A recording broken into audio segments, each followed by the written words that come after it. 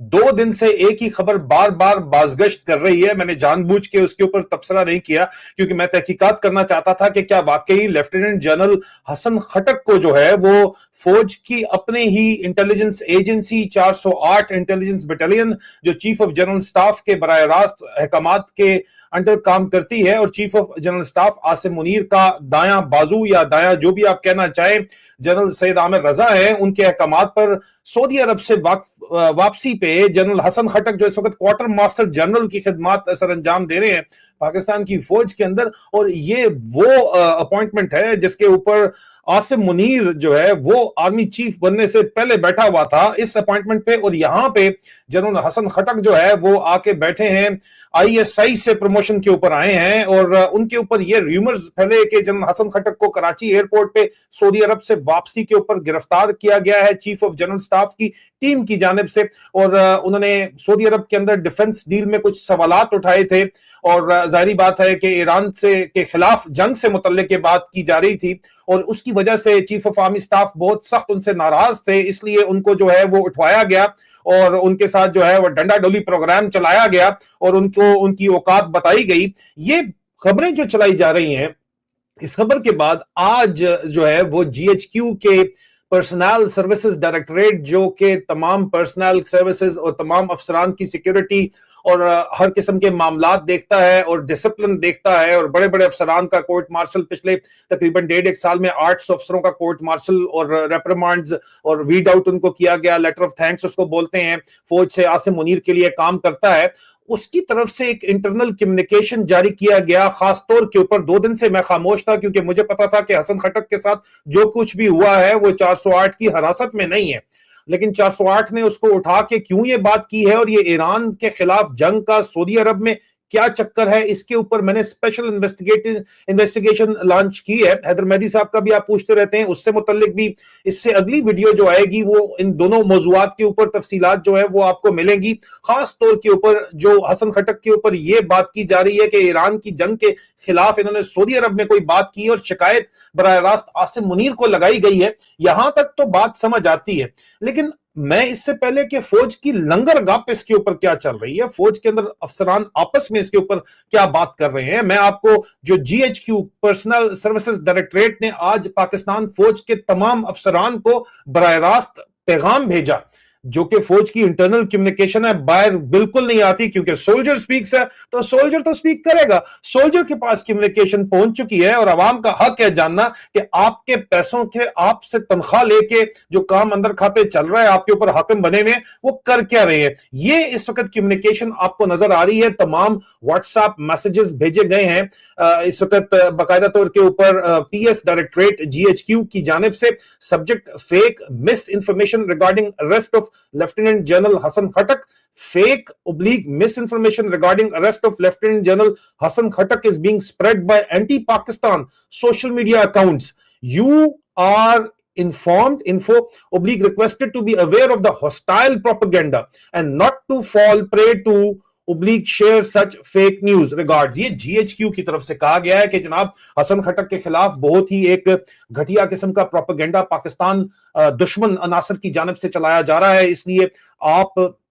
इस जो है वो चक्कर के अंदर बिल्कुल भी मत आएं और बिल्कुल भी इस चाल के अंदर मत फंसें और इसको शेयर न करें। ये फौज के अफसरान को ये बात बताई गई है। अब हैविंग सेड दैट, ठीक है, ये बात तो आपने कर दी, ठीक है। अब अगली जो कहानी है वो ये है कि जो फौज के अंदर लंगर गप चल रही है वो ये है कि हसन खटक ने सऊदीया में यकीनी तौर के ऊपर एक ऐसी बात तो की जो कि सऊदियों को पसंद ना आई, और वो बात हम तक पहुंच तो गई है लेकिन तस्दीक और तहकीक करके आपके साथ अगली वीडियो के अंदर शेयर होने जा रही है। पहले वार्निंग दे रहे हैं स्कराटू ब्रिगेड, जो फाइबर वॉल लगानी है लगा लो, जो भी तुमने लगानी है, लेकिन हक सच बात करेंगे। लेकिन बात यह है जो इस वक्त अंदर खाते 3 थ्योरीज यहां पे लंगर गप की चल रही है। एक तो वाकई इन्होंने सऊदीया में जो बात की है तो सऊदीया से शिकायत आई है, तो उस चक्कर में इनको बुला के इनको औकात बताई गई है कि एक कर्नल आके अगर आपको 408 का एक मेजर आके आपको जो है कह सकता है कि सर सीजीएस ने आपको बुलाया है, चलें शाबाश, और सीजीएस जो है फिर आपकी टिबड़ी टैट कर रहा है, तो आपको बताया जा रहा है कि आप अपनी औकात के अंदर रहें, पहली बात। दूसरी जो यहाँ पे बात है जो कि बड़ी इंपॉर्टेंट है कि हसन खटक के ऊपर फौज की लंगर गप ये है कि ये डीजी आईएसआई लगना चाहते हैं, क्योंकि ये डायरेक्टरेट जनरल आईएसआई के डीजी ही थे पहले, और ये अब डीजीआई लगना चाहते हैं। डायरेक्टर जनरल आईएसआई को जो है आसिम मलिक प्रमोट होना चाहते हैं। 4 स्टार, 2 4 स्टार की पोजीशन खाली है इस वक्त वाइस चीफ की भी, और